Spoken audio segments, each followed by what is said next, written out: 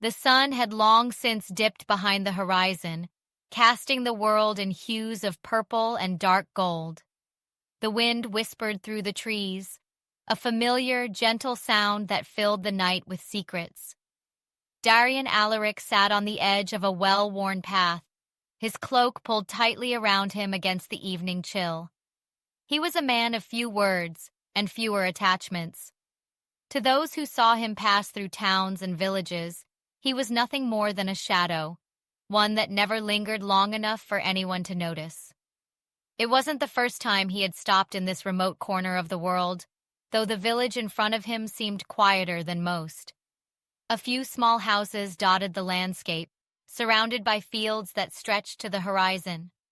Darian had always been drawn to places like this, isolated and distant from the bustle of cities.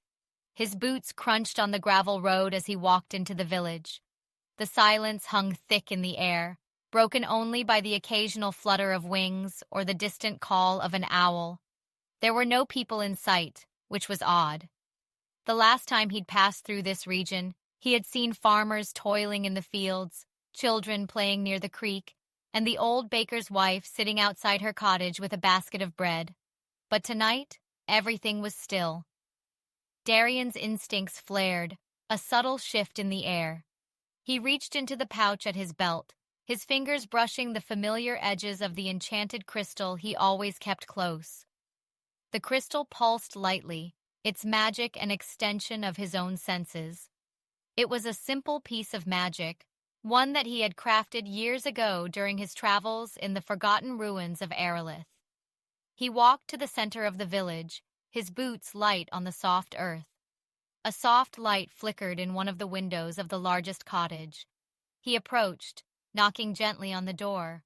The door creaked open, revealing an old woman with silver hair and eyes that seemed too bright for her age. "You're not from here," she said, her voice tinged with both curiosity and something else, something darker.